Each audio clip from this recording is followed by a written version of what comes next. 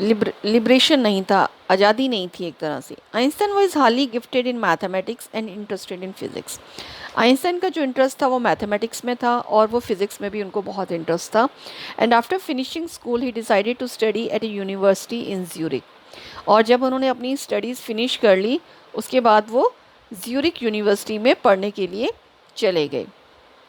उन्होंने डिसाइड किया कि वो ज्यूरिक में आगे की पढ़ाई करेंगे। But science was not the only thing that appeal to the dashing young man with the walrus mustache. लेकिन साइंस ही एक ऐसी चीज़ नहीं थी जो इस यंग मैन को जिसने क्या किया, अपील किया, और जिसकी वॉलरस मुस्टैच थी, वॉलरस टाइप की मुस्टैच थी।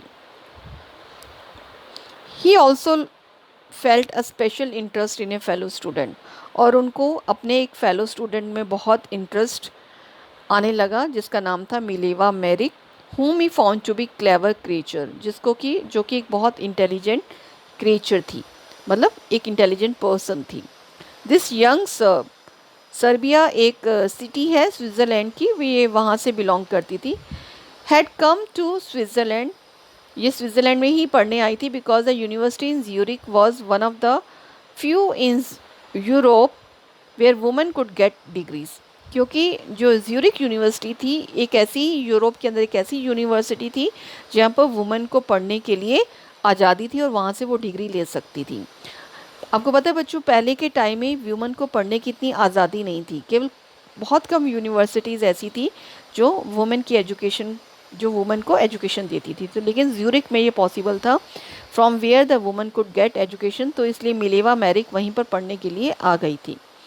Einstein saw in her an ally against the Philistines. Philistines जो लोग थे ये ऐसे लोग थे जो जिनको ये पसंद नहीं था, ना तो आर्ट पसंद था या लिटरेचर पसंद था, ना म्यूज़िक पसंद था। और जो उसने अपने आप को, आइंस्टाइन को लगा कि ये भी मेरी एक फ्रेंड बन सकती है, एली मीन्स फ्रेंड, और ये भी उस तरह की ये भी फिलिस्तीन्स के अगेंस्ट है। Those people in his family and at the university with whom he was constantly at odds, मतलब वो उसका हर तरीके से, जो मिलेवा मेरिक थी वो आइंस्टाइन के साथ एक फ्रेंड की तरह रहती थी। और ऐसे लोग जो उनकी फैमिली में थे या यूनिवर्सिटी में थे जो उनके अगेंस्ट में रहते थे, कॉन्स्टेंटली एट ऑड्स का मतलब जो उनके अगेंस्ट में थे, उन्हीं लोगों के अगेंस्ट में मिलेवा मेरिक भी थी, मतलब दोनों के आइडियाज़ मिलते थे एक ढंग से। The couple fell in love, इसलिए दोनों का प्यार हो गया। Letter survive in which they put their affection into words, उसके बाद फिर एक दूसरे को लेटर लिखने लगे और उन लेटर्स में उन्होंने अपने अफेक्शन को वर्ड्स में लिखा, शब्दों में लिखा। मिक्सिंग साइंस विद टेंडरनेस, उन्होंने साइंस को सॉफ्टनेस के साथ मिक्स किया। टेंडरनेस मीन्स वो सॉफ्ट भी थे, दोनों दोनों के अंदर लव फीलिंग्स थी which they expressed in words. Wrote Einstein, how happy and proud I shall be when we both have brought our work on relativity to a victorious conclusion. कहते हैं कि हम बहुत दोनों कितना खुश और प्राउड फील करेंगे जब हम हमारा रिलेटिविटी के ऊपर जो हम काम कर रहे हैं, जब हम उसमें उसको एक इसका एक विक्टोरियस कॉन्क्लूज़न हो जाएगा। विक्टोरियस कॉन्क्लूज़न का मतलब जब हम उसमें सक्सेसफुल हो जाएंगे, जब हम उसमें जीत जाएंगे, तब हम दोनों बहुत अपने आप को खुश और प्राउड फील करेंगे, गर्वित महसूस करेंगे। In 1900 at the age of 21 Albert Einstein was a university graduate and unemployed. 1900 की बात है जब 21 साल के थे एल्बर्ट आइंस्टाइन। उस समय वो एक यूनिवर्सिटी ग्रेजुएट थे, यूनिवर्सिटी से उन्होंने ग्रेजुएशन की डिग्री ली थी और अनएम्प्लॉयड थे, मतलब वो कहीं उनको जॉब नहीं थी उनके पास। He worked as a teaching assistant, और वो टीचिंग असिस्टेंट की तरह काम कर रहे थे। गेव प्राइवेट लेसन्स देते थे and finally secured job in 1902 as a technical expert. और 1902 में उन्होंने जॉब ले लिया था as a technical expert in the patent office. एक पेटेंट ऑफिस में, बर्न के अंदर एक पेटेंट ऑफिस था, और 1902 में उन्होंने फाइनली जॉब सिक्योर कर लिया। While he was suppose to be assessing other people inventions, इस समय वो दूसरे लोगों की इन्वेंशन को असेस कर रहे थे। Einstein was actually developing his own ideas in secret, इस समय आइंस्टाइन अपने आइडियाज़ डिवेल्प कर रहे थे secretly. He said to have jokingly called his desk drawer at work the bureau of theoretical physics, और अपनी डेस्क ड्रॉअर को वो क्या कहते हैं, ब्यूरो ऑफ थ्योरेटिकल फिज़िक्स। जहाँ पर वो काम करते थे उस जगह को वो ब्यूरो ऑफ थ्योरेटिकल फिज़िक्स भी कहते हैं।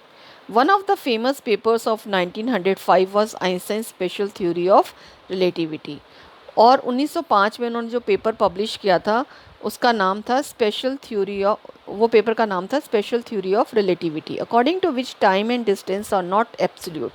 उनके अकॉर्डिंग जो टाइम और डिस्टेंस है वो एब्सोल्यूट नहीं है। एब्सोल्यूट का मतलब they are measured in itself not in relation to anything else, मतलब एग्जैक्ट नहीं उनको मेज़र किया जा सकता।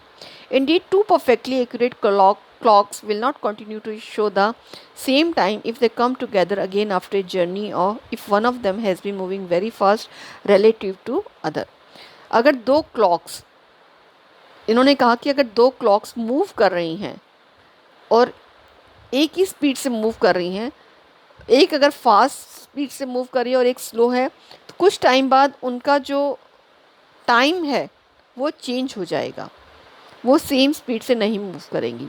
From this followed the word most famous formula which describe the relationship between mass and energy. इसके बाद ये फेमस फार्मूला बना जो मास और एनर्जी के बीच में रिलेशनशिप शो करता है। E is equal to mc square. In this mathematical equation, E stands for energy, m for mass and c for the speed of light in vacuum, about 300,000 kilometre per hour. इस mathematical equation में E का मतलब energy है, m का मतलब मास है और c का मतलब स्पीड ऑफ लाइट है। एक बार आइंस्टाइन मजाक से कहते हैं कि when you sit with a nice girl for 2 hours, अगर आप किसी नाइस गर्ल के साथ बैठे हुए हैं 2 घंटे कॉन्टिन्यूशन में, इट सीम्स लाइक 2 minutes, तो उस समय लगता है कि 2 मिनट हुए हैं। When you sit on hot stop for 2 minutes, लेकिन आप हॉट स्टॉप फॉर 2 मिनट के लिए बैठ जाओगे तो ऐसे लगेगा कि जैसे आप 2 घंटे के लिए बैठे हो। That is relativity. उनके अकॉर्डिंग ये रिलेटिविटी है। While Einstein was solving the most difficult problems in physics, his private life was unrevealing। जब वो आइंस्टाइन अपनी डिफ़िकल्ट प्रॉब्लम सॉल्व कर रहे थे फिज़िक्स में, तो उनकी जो प्राइवेट लाइफ थी वो फेल होनी स्टार्ट हो गई। Albert had wanted to marry Mileva right after finishing studies. अपनी स्टडीज़ फिनिश करने के बाद एल्बर्ट मिलेवा से शादी करना चाहते थे, but his mother was against it. उस समय उनकी माँ थी वो उनके अगेंस्ट में थी।